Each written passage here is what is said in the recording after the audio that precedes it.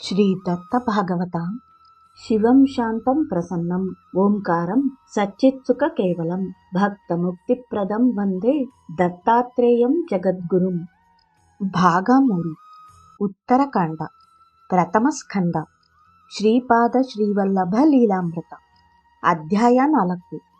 ಶ್ರೀಪಾದರು ಸುಬ್ಬಯ್ಯ ಶ್ರೇಷ್ಠಿಯ ಸಾಲ ತೀರಿಸಿದ್ದು ಹಾಗೂ ಬಾಪನಾರ್ಯರು ಮತ್ತು ಅಪ್ಪಲರಾಜ ಶರ್ಮರೊಂದಿಗಿನ ಸಂವಾದದ ಪ್ರಸಂಗ.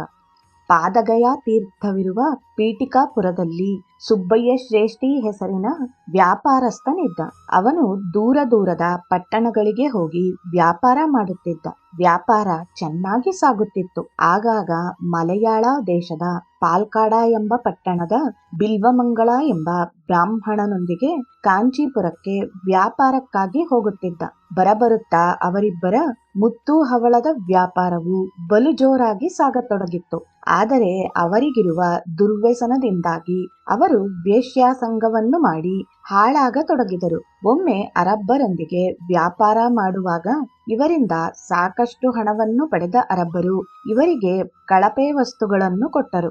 ಅದರಿಂದಾಗಿ ಇವರಿಗೆ ವ್ಯಾಪಾರದಲ್ಲಿ ಬಹಳ ನಷ್ಟವಾಯಿತು. ಅದರಿಂದಾಗಿ ಸುಬ್ಬಯ್ಯ ಶ್ರೇಷ್ಠಿಯ ಆಸ್ತಿಯೆಲ್ಲವೂ ಹೋಯಿತು. ನಂತರ ಮಾನಸಿಕ ತೊಂದರೆಯಿಂದಾಗಿ ಸುಬ್ಬಯ್ಯ ಶ್ರೇಷ್ಠಿಯ ಹೆಂಡತಿಯೂ ತೀರಿಕೊಂಡರು. ಇದಾದ ಸ್ವಲ್ಪ ದಿನಗಳ ಬಳಿಕ ಇದ್ದೊಬ್ಬ ಮಗನು ಅಕಾಲಿಕ ಮರಣಕ್ಕೆ ತುತ್ತಾದ. ನಂತರ ಅವನು ಪೀಠಿಕಾಪುರದಲ್ಲೇ ಚಿಕ್ಕದಾಗಿ ವ್ಯಾಪಾರ ನಡೆಸುತ್ತಿದ್ದ. ಹೀಗಿರಲು ಅತ್ತ ಒಮ್ಮೆ ಶ್ರೀಪಾದರ ತಂದೆಯಾದ ಅಪ್ಪಲರಾಜ ಶರ್ಮರ ಮನೆಗೆ ಆಯನವಿಲ್ಲಿ ಗ್ರಾಮದಿಂದ ನೆಂಟರಿಷ್ಟರು ಬಂದರು. ಅವರಿಗೆ ಊಟಕ್ಕೆಂದು ಏರ್ಪಾಡು ಮಾಡಲು ಅಪ್ಪಲರಾಜರ ಬಳಿ ಹಣವಿರಲಿಲ್ಲ. ನಿರ್ವಾಹವಿಲ್ಲದೆ ಒಂದು ವರಾಹ ಬೆಲೆಯ ಸಾಮಾನುಗಳನ್ನು ಸುಬ್ಬಯ್ಯ ಶ್ರೇಷ್ಠಿ ಅಂಗಡಿಯಿಂದ ಸಾಲವಾಗಿ ಪಡೆದುಕೊಂಡು ಹೋದರು. ಮುಂದೆ ಹಲವು ದಿನಗಳು ಕಳೆದರೂ ಅಪ್ಪಲರಾಜ ಶರ್ಮರಿಗೆ ಆ ಸಾಲ ಮುಟ್ಟಿಸಲಾಗಲಿಲ್ಲ. ಅತ್ತ ಸುಬ್ಬಯ್ಯ ಶ್ರೇಷ್ಠಿಯು ಅದಕ್ಕೆ ಬಡ್ಡಿಗೆ ಬಡ್ಡಿ ಹಾಕಿ ಸ್ವಲ್ಪ ಸುಳ್ಳು ಲೆಕ್ಕವೂ ಸೇರಿಸಿ ಅದಕ್ಕೆ 10 ವರಾಹಗಳೆಂದು ಬರೆದು ರಾಜಶರ್ಮರಿಗೆ ಮೇಲಿಂದ ಮೇಲೆ ಕೇಳಹತ್ತಿದ. ರಾಜಶರ್ಮರಿಗೆ ಮನೆ ಮಾರು ಇಲ್ಲದಿರುವಂತೆ ಮಾಡುವುದು ಕೂಡ ಸುಬ್ಬಯ್ಯನ ದುರುದ್ದೇಶವಾಗಿತ್ತು. ಅವನ ದುರ್ವರ್ತನೆಯನ್ನು ಕಂಡ ವೆಂಕಟಪ್ಪಯ್ಯ ಶ್ರೇಷ್ಠಿಯು ಅವನನ್ನು ಕುರಿತು, ಎಲೈ ದುರಾತ್ಮ, ಧನದ ಮದದಿಂದ ನಮ್ಮ ಕುಲಪುರೋಹಿತರನ್ನು ಛೇಡಿಸುತ್ತಿದ್ದೀಯ. ಅಗ್ನಿಹೋತ್ರಿಗಿಂತಲೂ ಪವಿತ್ರರಾದ ರಾಜಶರ್ಮರನ್ನು ನೀನು ಈ ರೀತಿ ಹಿಂಸಿಸುವುದರಿಂದಾಗಿ ನಿನಗೆ ರೌರವಾದಿ ನರಕ ತಪ್ಪದು, ಎಚ್ಚರ ಎಂದರೂ ಕೂಡ ಸುಬ್ಬಯ್ಯನು ಗರ್ವದಿಂದ, ವೆಂಕಟಯ್ಯನವರೇ, ನನ್ನ ಸಾಲ ತೀರಿಸಲು ರಾಜಶರ್ಮರ ಮಕ್ಕಳಲ್ಲಿ ಯಾರಾದರೂ ನನ್ನ ಅಂಗಡಿಯಲ್ಲಿ ದುಡಿಯಲಿ ಅಥವಾ ನೀವೇ ದುಡಿದರೂ ಸಾಕು ಎನ್ನಲು ವೆಂಕಟಪ್ಪಯ್ಯನ ಕಣ್ಣಲ್ಲಿ ನೀರು ಬರುತ್ತವೆ. ಆ ಕಣ್ಣೀರನ್ನು ಒರೆಸುತ್ತಾ 3 ವರ್ಷದ ಬಾಲಕ ಶ್ರೀಪಾದರು ಸುಬ್ಬಯ್ಯನ ಕಡೆ ದುರದುರನೆ ನೋಡುತ್ತಾ, ಏ ಸುಬ್ಬಯ್ಯ, ನಡೆ, ನಾನು ನಿನ್ನ ಅಂಗಡಿಯಲ್ಲಿ ದುಡಿಯಲು ಸಿದ್ಧನಿದ್ದೇನೆ. ಆದರೆ ನಿನ್ನ ಸಾಲ ತೀರಿದ ಬಳಿಕ ಲಕ್ಷ್ಮಿ ನಿನ್ನಲ್ಲಿ ನಿಲ್ಲುವುದಿಲ್ಲ. ಎಚ್ಚರಿಕೆ ಎಂದು ನುಡಿಯಲು ಅದಕ್ಕೂ ಯೋಚಿಸದ ಸುಬ್ಬಯ್ಯನು, ಏನಾಗುತ್ತದೆ ನೋಡೋಣ, ನಡೆ ಎಂದು ಸೃಷ್ಟಿಕರ್ತನಾದ ಜಗದ್ರಕ್ಷಕನೇ ಈ ಭುವಿಗೆ ಅವತರಿಸಿ ಬಂದ ಬಾಲಕ ಶ್ರೀಪಾದರನ್ನು ತನ್ನ ಅಂಗಡಿಯ ಕೆಲಸಕ್ಕಾಗಿ ಕರೆದುಕೊಂಡು ಹೋಗುತ್ತಾನೆ. ಜೊತೆಗೆ ಬಂದ ವೆಂಕಟಪ್ಪಯ್ಯ ಶ್ರೇಷ್ಠಿಯು, ಅಯ್ಯ, ಶ್ರೀಪಾದನ ಬದಲಾಗಿ ನಾನು ಕೆಲಸ ಮಾಡುತ್ತೇನೆ ಎಂದ. ಅದಕ್ಕೆ ಸುಬ್ಬಯ್ಯ ಒಪ್ಪಲಿಲ್ಲ. ಅತ್ತ ಅದೇ ಸಮಯಕ್ಕೆ ಜಟಾಧಾರಿಯಾದ ಸನ್ಯಾಸಿಯೊಬ್ಬನು ಸುಬ್ಬಯ್ಯನ ಅಂಗಡಿ ಎಲ್ಲಿ ಅಂತ ಕೇಳುತ್ತಾ ಬಂದ. ಸುಬ್ಬಯ್ಯ, ಇದೇ ನನ್ನ ಅಂಗಡಿ ಎಂದ. ಆಗ ಅವನು, ನನಗೊಂದು ತುರ್ತಾಗಿ ತಾಮ್ರದ ಪಾತ್ರೆ ಬೇಕೆಂದು ಹೇಳಿದ. ಆಗ ಸುಬ್ಬಯ್ಯನ ಅಂಗಡಿಯಲ್ಲಿ 32 ಪಾತ್ರೆಗಳಿದ್ದರೂ ಆ ಸನ್ಯಾಸಿಗೆ ಒಂದೇ ಪಾತ್ರೆ ಇದೆ. ಅದಕ್ಕೆ 10 ವರಾಹ ಕೊಟ್ಟರೆ ಕೊಡುತ್ತೇನೆ ಎಂದು ನುಡಿದ. ಅದಕ್ಕೆ ಅವನೂ ಒಪ್ಪಿದ. ಆದರೆ ಒಂದೇ ಒಂದು ಷರತ್ತು. ಅದೇನೆಂದರೆ ಶ್ರೀಪಾದನನ್ನು ವೆಂಕಟಪ್ಪನ ಮಡಿಲಲ್ಲಿ ಮಲಗಿಸಿ ಶ್ರೀಪಾದರ ಕೈಯಿಂದ ಆ ತಾಮ್ರದ ಪಾತ್ರೆ ಕೊಡಬೇಕು ಎಂದ. ಅದಕ್ಕೆ ಶ್ರೀಪಾದರು ಒಪ್ಪಿ ಹಾಗೆ ಮಾಡಲು ಆ ಸನ್ಯಾಸಿಯು ಶ್ರೀಪಾದರ ದರ್ಶನ ಪಡೆದು ಅತ್ತ ಸುಬ್ಬಯ್ಯನಿಗೆ 10 ವರಹಗಳು ನೀಡಿ ಅಲ್ಲಿಂದ ಕಾಲು ಕಿತ್ತಿದ್ದ. ನಂತರ ಸುಬ್ಬಯ್ಯನು ತನ್ನ ಅಂಗಡಿಯಲ್ಲಿ ನೋಡಲು ಒಂದೇ ಒಂದು ಪಾತ್ರೆ ಉಳಿದಿತ್ತು. ಮುಂದೆ ಇತ್ತ ಬಾಲಕ ಶ್ರೀಪಾದರು, ಏ ಸುಬ್ಬಯ್ಯ, ನಿನ್ನ ಸಾಲ ತೀರಿತು ಎಂದು ಹೇಳಿ ತಾತನ ಮಡಿಲೇರಿ ಮನೆಗೆ ಹೊರಟನು. ಮುಂದೆ ಅವನಿಗೆ ಕರಾಳ ಬಡತನ ಆವರಿಸುತ್ತದೆ. ಶ್ರೀಪಾದರು ತನ್ನ ವಿಚಿತ್ರವಾದ ಲೀಲೆಯ ಮೂಲಕ ತನ್ನ ತಂದೆಯನ್ನು ಸಾಲದಿಂದ ಋಣಮುಕ್ತನನ್ನಾಗಿ ಮಾಡಿದ ಸುದ್ದಿ ಪೀಠಿಕಾಪುರದಲ್ಲೆಲ್ಲಾ ಹರಡಿತು. 3 ವರ್ಷದ ಬಾಲಕ ಸಾಕ್ಷಾತ್ ದತ್ತಾತ್ರೇಯನೇ ಆಗಿರುವನೆಂದು ಎಲ್ಲರೂ ಕೊಂಡಾಡಿದರು. ಮಾರನೇ ದಿನ ವೆಂಕಟಪ್ಪಯ್ಯ ಶ್ರೇಷ್ಠಿ, ನರಸಿಂಹವರ್ಮರು, ಅಪ್ಪಲರಾಜ ಶರ್ಮಾ ಹಾಗೂ ಸುಮತಿ ಸಹಿತವಾಗಿ ಶ್ರೀಪಾದರು ಅರುಣವರ್ಣದಲ್ಲಿ ಪ್ರಕಾಶಿಸಲು ಎಲ್ಲರೂ ಶಿವಾರಾಧನೆಯಲ್ಲಿ ತೊಡಗಿದರು. ಆರಾಧನೆಯ ನಂತರ 3 ವರ್ಷದ ಬಾಲಕ ಶ್ರೀಪಾದರು ಸಾಲ ತೀರಿಸಿದ ಬಗ್ಗೆ ಗಹನವಾದ ಚರ್ಚೆಯಲ್ಲಿ ತೊಡಗಿದರು. ಆಗ ಶ್ರೀಪಾದರು ತಾಯಿಯ ತೊಡೆಯ ಮೇಲೆ ಕುಳಿತು ಎಲ್ಲವನ್ನೂ ಆಲಿಸುತ್ತಿದ್ದ. ತಂದೆಯಂತೂ ಮಗನ ಲೀಲಾ ಪ್ರತಾಪವನ್ನು ಕಂಡು ಸಂತಸದ ಕಣ್ಣೀರು ಹರಿಸಿದನು. ಅಷ್ಟರಲ್ಲಿ ಅವರವರು ತಮಗೆ ತಿಳಿದಂತೆ ಬಾಲಕ ಶ್ರೀಪಾದನಿಗೆ ಹಲವಾರು ಪ್ರಶ್ನೆಗಳನ್ನು ಕೇಳುತ್ತಾರೆ. ಅದಕ್ಕೆ ಶ್ರೀಪಾದರು ಸೌಜನ್ಯದಿಂದ ಉತ್ತರಿಸುತ್ತಿದ್ದುದು ಹೀಗೆ: ಬಾಪನಾರ್ಯರು, ಆ ಜಟಾಧಾರಿಯು ಯಾರೆಂದು ನಿನಗೆ ಗೊತ್ತಾ? ಶ್ರೀಪಾದರು: ಹೌದು, ಗೊತ್ತು. ಆ ಜಟಾಧಾರಿಯೇ ಅಲ್ಲ, ಎಲ್ಲ ಜಟಾಧಾರಿ ಬಗ್ಗೆನೂ ಗೊತ್ತು. ಬಾಪನಾರ್ಯರು, ನೀನು 3 ವರ್ಷದ ಬಾಲಕ, ವಯಸ್ಸಿಗೆ ಮೀರಿದ ಮಾತನಾಡುತ್ತಿದ್ದೀಯ. ಎಲ್ಲಾ ಬಗ್ಗೆ ತಿಳಿದಿರುವುದಕ್ಕೆ ನೀನೇನು ಸರ್ವಜ್ಞನೇ? ಶ್ರೀಪಾದರು: ನನ್ನ ವಯಸ್ಸು 3 ವರ್ಷವೆಂದು ನೀವೆಲ್ಲ ಅಂದುಕೊಂಡಂತೆ ನಾನಂದುಕೊಂಡಿಲ್ಲ. ನನ್ನ ವಯಸ್ಸು ಅನೇಕ ಲಕ್ಷ ಸಂವತ್ಸರಗಳು. ನಾನು ಈ ಸೃಷ್ಟಿಗೆ ಮುಂಚೆಯೇ ಇದ್ದೆ, ಪ್ರಳಯದ ನಂತರವೂ ಇದ್ದೆ, ಸೃಷ್ಟಿಯ ಕಾರ್ಯಕಲಾಪಗಳು ನಡೆಯುವ ಸಮಯದಲ್ಲಿ ಇದ್ದೆ. ನಾನಿಲ್ಲದೆ ಸೃಷ್ಟಿಯ ಸ್ಥಿತಿ ಲಯಗಳೂ ನಡೆಯದು. ನಾನು ಸಾಕ್ಷೀಭೂತನಾಗಿ ಇವುಗಳನ್ನು ಗಮನಿಸುತ್ತಿರುವೆ. ಬಾಪನಾರ್ಯರು: ಶ್ರೀಪಾದ, ನಾನು ಚಂದ್ರಮಂಡಲದಲ್ಲಿದ್ದೇನೆಂದ್ರೆ ಚಂದ್ರಮಂಡಲದಲ್ಲಿದ್ದಂತಲ್ಲ, ಪ್ರತ್ಯಕ್ಷ ಅನಾದರವಿರಬೇಕು. ಸರ್ವಜ್ಞತ್ವ, ಸರ್ವಶಕ್ತಿತ್ವ, ಸರ್ವವ್ಯಾಪಕತ್ವ ಕೇವಲ ಜಗತ್ಪ್ರಭುವಿಗಿರುವ ಲಕ್ಷಣಗಳು. ಶ್ರೀಪಾದ, ನಾನು ಸರ್ವೇ ಸರ್ವತ್ರ ಸ್ಥಿತವಾಗಿದ್ದು ಆದಿತತ್ವವು. ಅಲ್ಲಿಯ ಅವಶ್ಯಕ್ಕೆ ತಕ್ಕಂತೆ ನಾನು ಅಲ್ಲಿದ್ದಂತೆ ವ್ಯಕ್ತವಾಗುತ್ತೇನೆ. ವ್ಯಕ್ತವಾಗಲಿಲ್ಲವೆಂದ ಮಾತ್ರಕ್ಕೆ ನಾನು ಅಲ್ಲಿಲ್ಲವೆಂದಂತಲ್ಲ. ಜೀವರಾಶಿಯಲ್ಲಿನ ಅನ್ನ, ಪ್ರಾಣ, ಮನಸ್ಸು, ವಿಜ್ಞಾನ, ಆನಂದ ಕೋಶಗಳಲ್ಲಿ ನಾನು ಇರುತ್ತೇನೆ. ನಾನಿರುವುದರಿಂದಲೇ ಅವು ಆಯಾ ಕಾರ್ಯಕಲಾಪಗಳನ್ನು ಮಾಡಲು ಸಾಧ್ಯ.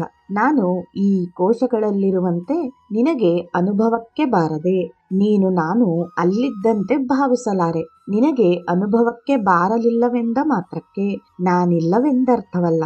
ನಾನು ಸರ್ವತ್ರ ಇರುವೆ. ಸಮಸ್ತ ಜ್ಞಾನ ವಿಜ್ಞಾನದಲ್ಲೂ ನನ್ನ ಪಾದ ಊರಿರುತ್ತದೆ. ನನ್ನ ಸಂಕಲ್ಪ ಮಾತ್ರದಿಂದಲೇ ಈ ಸೃಷ್ಟಿಯ ಅಂತ್ಯವಾಗುತ್ತದೆ. ನಾನು ಸರ್ವಶಕ್ತನು ಎನ್ನುವುದರಲ್ಲಿ ಆಶ್ಚರ್ಯವೇನಿದೆ?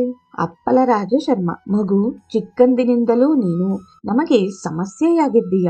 ನೀನು ಪದೇ ಪದೇ ದತ್ತಪ್ರಭುವಿನ ಅವತಾರವೆಂದು ಹೇಳುತ್ತೀಯ. ನರಸಿಂಹ ಸರಸ್ವತಿ ಎಂಬ ಹೆಸರಿನಲ್ಲಿ ಮತ್ತೆ ಅವತಾರವೆತ್ತುವೆಯೆಂದು ಮತ್ತೆ ಮತ್ತೆ ಹೇಳುತ್ತಿದ್ದೀಯ.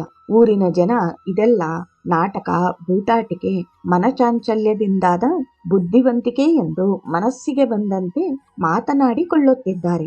ನಾವು ಬ್ರಾಹ್ಮಣರು, ನಮಗೇ ಆದ ಧರ್ಮ ಕರ್ಮಗಳನ್ನು ಆಚರಿಸುವುದು ಒಳ್ಳೆಯದು. ಅದಕ್ಕೆ ಮೀರಿ ದೈವಾಂಶ ಸಂಭೂತನೆಂದು, ಅವತಾರ ಪುರುಷನೆಂದು ಹೇಳಿಕೊಳ್ಳುವುದು ಕೇವಲ ಅಹಂಕಾರವೆನಿಸುತ್ತದೆ. ಶ್ರೀಪಾದರು: ತಂದೆ, ನೀವು ಹೇಳುವುದನ್ನು ನಾನು ಇಲ್ಲವೆನ್ನಲಾರೆ, ಸತ್ಯವನ್ನೂ ಮುಚ್ಚಿಡಲಾರೆ. ನನ್ನ ಪಾಲಿನ ಬಾಕಿ ವಿಷಯಕ್ಕೆ ಬಂದಾಗ ನನಗೆ ಅದು ವಿನೋದವಾಗಿತ್ತು. ಪಂಚಭೂತಗಳಿಂದ ಸಾಕ್ಷಿ ಹೇಳಿಸುವಾಗ ನಾನು ದತ್ತಪ್ರಭುವಲ್ಲವೆಂದು ಸುಳ್ಳನ್ನು ಹೇಳಿಸುವುದು ತಪ್ಪಾಗದೆ? ಆಕಾಶವನ್ನು ಬೆಳಗುವ ಸೂರ್ಯನನ್ನು ನೋಡಿ ನೀನು ಸೂರ್ಯನಲ್ಲ ಎಂದ ಮಾತ್ರಕ್ಕೆ ಸೂರ್ಯ ಸೂರ್ಯನಾಗಲಾರನೇ? ಸತ್ಯವು ದೇಶ ಕಾಲಬಾಧಿತ. ಮಾನವ ತತ್ವವೆಂದು ಹೇಗೆ ಅನುಭವಿಸುತ್ತಿದ್ದಾರೋ ಅದೇ ರೀತಿ ನಾನು ಸರ್ವಜ್ಞತ್ವ, ಸರ್ವಶಕ್ತಿತ್ವ, ಸರ್ವಾಂತರ್ಯಾಮಿತ್ವವಿರುವ ದತ್ತನೇ ನಾನೆಂಬ ತತ್ವವನ್ನು ನಿಮಗೆ ಮತ್ತೆ ಮತ್ತೆ ನೆನಪಿಸುತ್ತಿದ್ದೇನೆ.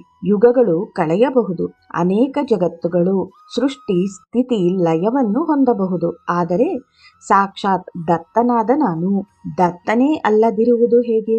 ಬಾಪನಾರ್ಯರು: ಶ್ರೀಪಾದ, ಜಟಾಧಾರಿ ಕಣ್ಮರೆಯಾಗುತ್ತಿದ್ದಂತೆ ಸುಬ್ಬಯ್ಯ ಶ್ರೇಷ್ಠಿ ಬಳಿ ಇರಬೇಕಾದ ತಾಮ್ರದ ಪಾತ್ರೆಗಳು 31ರಲ್ಲಿ 1 ಮಾತ್ರ ಉಳಿದಿತ್ತು. ನೀನೇನಾದರೂ ಚಮತ್ಕಾರ ಮಾಡಿ ಅವುಗಳನ್ನು ಮಾಯ ಮಾಡಿದೆಯಾ? ಶ್ರೀಪಾದರು: ಸರ್ವವು ಕಾಲಕರ್ಮವಶದಲ್ಲಿ ಏನೋ ಒಂದು ಕಾರಣದಿಂದ ನಡೆಯುತ್ತದೆ. ಕಾರಣವಿಲ್ಲದೆ ಏನೊಂದೂ ಆಗಲು ಸಾಧ್ಯವಿಲ್ಲ. ಇದು ಪ್ರಕೃತಿಯಲ್ಲಿನ ಅನುಲಂಘನೀಯ ಶಾಸನ. ಈ ಸುಬ್ಬಯ್ಯ ಶ್ರೇಷ್ಠಿ ಹಿಂದಿನ ಜನ್ಮದಲ್ಲಿ ಕಾಡಿನಲ್ಲಿರುವ ದತ್ತ ದೇವಸ್ಥಾನದಲ್ಲಿ ಪೂಜಾರಿಯಾಗಿದ್ದ. ಅಲ್ಲಿ ದತ್ತ ದರ್ಶನಕ್ಕೆ ಜನ ಬರುತ್ತಿದ್ದದ್ದು ಅಪರೂಪ. ಅವನಲ್ಲಿ ಸ್ತ್ರೀ ಚಪಲ ಬಹಳವಿತ್ತು. ಸ್ತ್ರೀಲೋಲನಾದ ಇವನು ಪೂರ್ವಜರಿಂದ ಬಂದ ದೊಡ್ಡದಾದ ತಾಮ್ರದ ವಿಗ್ರಹವನ್ನು ಮಾರಿ ಬಂದ ಹಣವನ್ನು ತನ್ನ ಚಪಲಕ್ಕೆ ಉಪಯೋಗಿಸಿಕೊಂಡ. ಜನರಿಗೆ ದತ್ತ ವಿಗ್ರಹವು ಕಳುವಾಯಿತೆಂದು ಹೇಳಿದ. ಈ ಜಟಾಧಾರಿಯಾಗಿ ಬಂದವನು ಹಿಂದಿನ ಜನ್ಮದಲ್ಲಿ ಲೋಹವನ್ನು ಕರಗಿಸಿ ಬೇಕಾದದ್ದನ್ನು ತಯಾರಿಸಿಕೊಡುವಾತ. ದತ್ತ ವಿಗ್ರಹವನ್ನೂ ಕರಗಿಸಿದ. ಪರಿಣಾಮವಾಗಿ ಈ ಜನ್ಮದಲ್ಲಿ ಆತ ಹುಟ್ಟು ದರಿದ್ರನಾಗಿ ಜನಿಸಿದ. ದತ್ತ ವಿಗ್ರಹಕ್ಕೆ ಪೂಜಾರಿಯಾಗಿ ಅನೇಕ ಸಂವತ್ಸರಗಳು ಸೇವೆ ಮಾಡಿದ ಪುಣ್ಯದಿಂದ ಸುಬ್ಬಯ್ಯ ಶ್ರೇಷ್ಠಿ ಈ ಜನ್ಮದಲ್ಲಿ ಶ್ರೀಮಂತನಾಗಿ ಹುಟ್ಟಿದ. ಪೂರ್ವ ಜನ್ಮದಲ್ಲಿ ಇವರಿಬ್ಬರೂ ಸೇರಿ ಕರಗಿಸಿದ ದತ್ತ ವಿಗ್ರಹವನ್ನು 32 ತಾಮ್ರದ ಪಾತ್ರೆಗಳನ್ನಾಗಿ ಮಾಡಿ ಮಾರಿದರು. ಜಟಾಧಾರಿಯ ಮನೆಯವರು ನರಸಿಂಹದೇವರನ್ನು ಆರಾಧಿಸುತ್ತಿದ್ದರು. ನರಸಿಂಹದೇವರ ಮುಂದೆ ಕುಳಿತು ಈ ಪಾತ್ರೆಗಳನ್ನು ಮಾಡಿದ. ಅದಕ್ಕೆ ದೈವ ಸಂಕಲ್ಪದಿಂದ ನರಸಿಂಹನ 32 ಅವತಾರದ ಅಂಶ ಈ ಪಾತ್ರೆಗಳಲ್ಲಿ ಲಭಿಸಿತು. ಈ ಜನ್ಮದಲ್ಲಿ ಪೂರ್ವ ಜನ್ಮದ ಜ್ಞಾನವಿದ್ದ ಜಟಾಧಾರಿ ನನ್ನನ್ನು ಅನನ್ಯ ಭಕ್ತಿಯಿಂದ ಪೂಜಿಸಿದ. ತನ್ನ ದಾರಿದ್ರ್ಯವನ್ನು ಹೋಗಲಾಡಿಸೆಂದು ಮನಸಾರೆ ಪ್ರಾರ್ಥಿಸಿದ. ನಾನು ಆತನಿಗೆ ಸ್ವಪ್ನದಲ್ಲಿ ದರ್ಶನವಿತ್ತು ಪೀಠಿಕಾಪುರಕ್ಕೆ ಬರಬೇಕೆಂದು, ನನ್ನ ಕೈಯಾರೆ ತಾಮ್ರದ ಪಾತ್ರೆಯನ್ನು ತೆಗೆದುಕೊಳ್ಳಬೇಕೆಂದು, ಅದಕ್ಕೆ ಪ್ರತಿಯಾಗಿ 10 ವರಾಹಗಳನ್ನು ಸುಬ್ಬಯ್ಯ ಶ್ರೇಷ್ಠಿಗೆ ಕೊಟ್ಟು ನನ್ನನ್ನು ಬಂಧ ವಿಮುಕ್ತನನ್ನಾಗಿ ಮಾಡಬೇಕೆಂದು ತಿಳಿಸಿದೆ. ಆತ ಹಾಗೆ ಮಾಡಿ ಧನ್ಯನಾದ. ಆತನ ಆರ್ಥಿಕ ಸಮಸ್ಯೆ ಊಹಿಸಲಾಗದ ರೀತಿಯಲ್ಲಿ ಹೋಗುವಂತೆ ಅವನನ್ನು ಅನುಗ್ರಹಿಸಿದೆ. ಆತ ಇದನ್ನು ಮಾಡಲೆಂದೇ ಜಟಾಧಾರಿಯಾಗಿ ತಿರುಗುತ್ತಿದ್ದ. ನನಗೆ ಈ ಜಟಾಧಾರಿ ಬಗ್ಗೆ ಎಲ್ಲವೂ ತಿಳಿದಂತೆ ತಾನೇ ಈ ಸುಬ್ಬಯ್ಯ ಶ್ರೇಷ್ಠಿ ನಮ್ಮ ಕುಟುಂಬದಿಂದ ಅಕ್ರಮವಾಗಿ 10 ವರಾಹಗಳನ್ನು ವಸೂಲು ಮಾಡಬೇಕೆಂದು ಕೊಂಡ. ಇವನಿಗೆ 10 ವರಾಹಗಳು ಸಿಗುವಂತೆ ಮಾಡಿದೆ. ಆದರೆ ಅದಕ್ಕೆ ಪ್ರತಿಯಾಗಿ ಅವನ ಪೂರ್ವಜನ್ಮ ಕೃತ ಪುಣ್ಯವೆಲ್ಲ ಹೋಗುವಂತೆ ಮಾಡಿದೆ. ನರಸಿಂಹನ ಅವತಾರದಲ್ಲಿನ 32 ಲಕ್ಷಣಗಳು ನನ್ನಲ್ಲೇ ಇರುವುದರಿಂದ ನನ್ನದು 33ನೇ ಅವತಾರ. ಆದ್ದರಿಂದ ನಿನ್ನ ವಂಶದಲ್ಲಿ 33ನೇಯವರು ಇರುವಾಗ, ಬಾಪನಾರ್ಯರ 33ನೇಯ ಕುಡಿ ನಡೆಯುತ್ತಿರುವಾಗ ನಾನು ಜನಿಸಿದ ಬಾಪನಾರ್ಯರ ಮನೆ ನನ್ನ ಜನ್ಮಸ್ಥಾನದಲ್ಲಿ ನನ್ನ ಪಾದುಕೆಗಳು ಪ್ರತಿಷ್ಠಾಪಿಸಲ್ಪಡುತ್ತದೆ. ವತ್ಸವಾಯಿಯವರಿಗೆ, ಮುಲ್ಲಾದಿಯವರಿಗೆ, ವೆಂಕಟಪ್ಪಯ್ಯ ಶ್ರೇಷ್ಠಿಗಳಿಗೆ ಇದೇ ನನ್ನ ಅಭಯ. ನಿಮ್ಮ ಸಹಿತವಾಗಿ ಲೋಕದಲ್ಲಿ ಯಾರೇ ಆಗಲಿ, ಯಾರೇ ಆಗಿದ್ದರೂ ಸರಿ, ಶ್ರೀಪಾದ ಶ್ರೀವಲ್ಲಭರ ದಿವ್ಯ ಭವ್ಯ ರೂಪವನ್ನು ನವವಿಧ ಭಕ್ತಿಗಳಲ್ಲಿ ಅಥವಾ ಯಾವ ಮಾರ್ಗದಲ್ಲಾದರೂ ನನ್ನನ್ನು ಆರಾಧಿಸಿದ್ದಲ್ಲಿ ಅದೃಶ್ಯ ರೂಪದಲ್ಲಿ ಕಾವಲು ಕಾಯುತ್ತಿರುತ್ತೇನೆ. ವೇದಗಳು, ಪುರಾಣಗಳು, ಉಪನಿಷತ್ತುಗಳು ಮುಂತಾದವುಗಳನ್ನು ಅದೃಶ್ಯ ರೂಪದಲ್ಲಿ ಸದಾ ಕಾಪಾಡುತ್ತೇನೆ. ಶ್ರೇಷ್ಠಿಗಳು ಶ್ರೀಪಾದರನ್ನು ತಮ್ಮ ಎದೆಗೊತ್ತಿಕೊಂಡರು. ಅವರ ಕಣ್ಣುಗಳಿಂದ ಆನಂದ ಬಾಷ್ಪ ಹರಿಯತೊಡಗಿದವು. ಬಾಪನಾರ್ಯರ ಬಾಯಿಂದ ಮಾತೂ ಹೊರಡಲಿಲ್ಲ. ಸುಮತಿಯು ಇದೆಲ್ಲ ಕನಸೆ, ವೈಷ್ಣವ ಮಾಯೆಯೇ ಎಂಬ ಸಂದೇಹಕ್ಕೆ ಒಳಗಾದಳು. ಅಪ್ಪಲರಾಜ ಶರ್ಮ ಮೂಕ ವಿಸ್ಮಿತರಾದರು. ಶ್ರೀಪಾದರ ಅಣ್ಣಂದಿರಿಬ್ಬರು ಶ್ರೀಪಾದರತ್ತ ಭಯದಿಂದ ನೋಡುತ್ತಿದ್ದರು. ಇವನು ನಮ್ಮ ತಮ್ಮನ? ಇಲ್ಲ ದತ್ತಪ್ರಭುವೇ, ಏನಿದು ವಿಚಿತ್ರ ಎಂದು ಆಲೋಚಿಸ ಹತ್ತಿದರು. ಅಷ್ಟರಲ್ಲಿ ಬಾಪನಾರ್ಯರು, ಶ್ರೀಪಾದ, ಆಯಾ ಸ್ಪಂದನ ಶಕ್ತಿಗಳು ಮಾನವ ರೂಪ ಹೊಂದಿದಾಗ ಪತ್ನಿಯಾಗಿದ್ದೆಯಲ್ಲವೇ? ಇದು ಸ್ತ್ರೀಲಂಪಟವಲ್ಲದೆ ಇನ್ನೇನು? ಅವತಾರ ಪುರುಷರ ವಿಷಯದಲ್ಲಿ ಇದು ಲೀಲೆ, ನಮ್ಮಂತಹವರ ವಿಷಯದಲ್ಲಿ ಆದರೆ ಸ್ತ್ರೀಲಂಪಟತ್ವ. ಏನಿದು ಪಕ್ಷಪಾತ ವೈಖರಿ ಎನ್ನಲು ಶ್ರೀಪಾದರು ಹೇಳಿದರು. ಶ್ರೀಕೃಷ್ಣನಿಗೆ 8 ಪತ್ನಿಯರು, 16,000 ಗೋಪಿಕಾ ಸ್ತ್ರೀಯರೂ ಇದ್ದು ಆತ ಬ್ರಹ್ಮಚಾರಿಯೇ. ಅಷ್ಟೇ ಹೊರತು ನೀನಂದುಕೊಂಡಂತೆ ಸ್ತ್ರೀಲಂಪಟನಲ್ಲ. ಅದು ದೇಹ ಸಂಬಂಧವಲ್ಲ, ಅನೇಕ ಆತ್ಮ ಸಂಬಂಧ ರೀತ್ಯ ಪತ್ನಿಯರು. ಭರಿಸಲಾಗುವ ಆತ್ಮಪತ್ನಿ, ಭರಿಸುವ ಆತ್ಮಪತಿ, ಅದಕ್ಕಿಂತ ಬೇರಿನ್ನೇನಿದೆ? ಅತ್ತ ದೇವೇಂದ್ರ ಮಾನವತ್ವವನ್ನು ಹೊಂದುವಂತೆ ಶಪಿಸಿದಾಗ ಶಚೀದೇವಿ ದ್ರೌಪದಿಯಾಗಿ ಹುಟ್ಟಿದಳು. ದೇವೇಂದ್ರನೇ 5 ರೂಪಗಳನ್ನು ಧರಿಸಿ ಪಾಂಡವರಾಗಿ ಹುಟ್ಟಿದ. ದ್ರೌಪದಿ 5 ಜನ ಗಂಡಂದಿರನ್ನು ಹೊಂದಿದ್ದರೂ ಶಯನ ಸುಖ ಹೊಂದಿದ್ದು ಕೇವಲ ಅರ್ಜುನನ ಹತ್ತಿರ ಮಾತ್ರ. ಧರ್ಮ ಬೇರೆ, ಧರ್ಮ ಸೂಕ್ಷ್ಮ ಬೇರೆ. ಕುಂತಿಗೆ ಹೇಳಿದ ಮಾತನ್ನು ಹಿಂತಿರುಗಿ ಪಡೆಯುವ ಅಭ್ಯಾಸವಿರಲಿಲ್ಲ. ದ್ರೌಪದಿ ವರಿಸಿದ್ದು ಕೇವಲ ಅರ್ಜುನನನ್ನು ಮಾತ್ರವೇ. ಮತ್ಸ್ಯ ಯಂತ್ರವನ್ನು ಭೇದಿಸಿದ್ದು ಅರ್ಜುನ.